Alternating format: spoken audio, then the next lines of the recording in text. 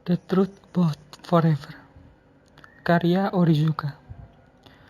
Yogas adalah tokoh utama dalam novel ini. Ia telah divonis terkena HIV, dan dokter mengatakan kalau umurnya tidak lama lagi. Yogas menggunakan sisa umurnya untuk balas dendam terhadap Joe, yaitu orang yang menyebabkan Yogas terkena HIV. Dia diam-diam pergi ke Yogyakarta setelah mendengar Joe berkuliah di sana. Di tengah pembalasan dendamnya, dia bertemu Kana, seorang gadis yang menaruh hati padanya.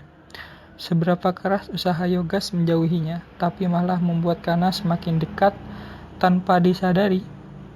Cinta yang selama ini ia kubur dalam-dalam perlahan muncul kembali. Yogas sangat ingin menghindari kontak dengan Kana, karena dia berpikir ini akan membuatnya kerepotan. Tapi karena mereka tinggal berdekatan, Yogas sedikit kesulitan.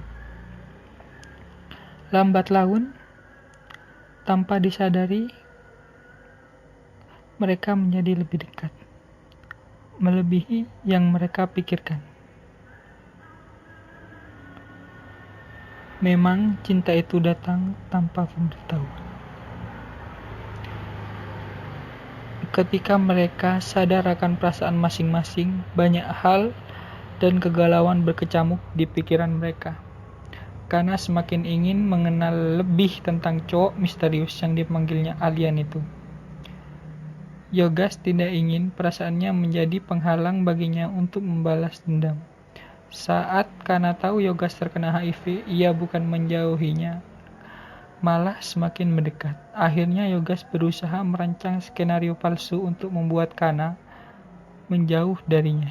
Yogas memberitahu ia terkena HIV disebabkan oleh temannya Joe karena mereka berdua itu homo. Dan itulah yang menyebabkan Yogas datang ke Yogyakarta untuk balas dendam kepada Joe. Pada awalnya, Kana percaya akan kata-kata Yogas dan mulai goyah dengan perasaannya. Kana menyadari bahwa dia bukanlah malaikat yang berada di samping Yogas apapun yang terjadi. Dia hanyalah manusia biasa yang juga memiliki rasa takut untuk beberapa saat. Yogas berhasil membuat Kana menjauh darinya. Kekuatan cinta memang luar biasa. Kana tidak lagi bimbang, dia bertekad akan berada di sisi Yogas apapun yang terjadi. Tapi Yogas masih saja takut kalau Kana berada di sisinya, masa depan Kana akan suram. Di sisi lain, Yogas senang mengetahui kalau ternyata masih ada orang yang peduli terhadapnya. Terjadi perang besar di hati Yogas. Akhirnya dia memutuskan untuk membuang rasa senangnya dan fokus untuk balas dendam. Yogas dengan tegas menolak cinta Kana, bahkan beberapa kali melontarkan kalimat-kalimat kejam kepadanya, sampai membuat Kana menangis. Walaupun dia tidak mau membuatnya menangis, tapi dia berpikir bahwa inilah adalah yang terbaik untuknya. Yogas berpikir bahwa setelah bertemu gadis itu, hidupnya telah berubah menjadi lebih bermakna. Kanalah yang membuatnya kembali bersemangat untuk hidup dan kembali meraih mimpi-mimpinya. Di tengah kebahagiaan yang dirasakan Yogas, tiba-tiba Joe muncul. Sesaat hal itu membuatnya kalap dan berniat membunuh orang itu. Joe ialah orang yang ingin Yogas bunuh, orang yang telah membuat masa depan Yogas hancur. Ketika Yogas hampir membunuhnya, ia memaksa Joe untuk menjelaskan latar belakang mengapa dirinya menjadi korban atas ketidakadilan sahabatnya. Ternyata setelah Joe menjelaskan, ia tidak mengetahui bahwa suntikan yang berisi obat terlarang itu yang ia gunakan untuk menyuntikkan paksa ke dalam tubuh Yogas sudah terinfeksi HIV. Joe tidak menyangka perbuatannya dulu sudah berlebihan dan menyebabkan masa depan sahabatnya hancur. Joe sangat menyesali perbuatannya itu dan mengatakan alasan mengapa ia melakukannya ketika SMA Yogas sangat sibuk dengan dunianya sehingga ia kurang memperhatikan Joe. Yogas sering menyibukkan dirinya dengan membuat film pendek, sehingga membuat Joe menyendiri.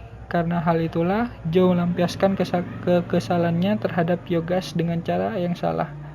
Dari situ akhirnya Yogas sadar bahwa kesalahan tidak hanya berada pada Joe saja. Di tengah keadaan genting itu, Yogas menerima telepon dari ayahnya di Jakarta. Mata Yogas membekak ketika mendengar suara di ujung telepon itu. Ia tidak menyangka ayahnya akan kembali lagi setelah bertahun-tahun meninggalkannya karena penyakitnya itu. Ayahnya sangat menyesal dan memohon maaf kepada Yogas. Lalu ayah dan ibunya menyuruh Yogas untuk segera pulang ke Jakarta dan menata hidupnya kembali. Mengetahui hal itu karena sangat mendukung keputusan orang tua Yogas.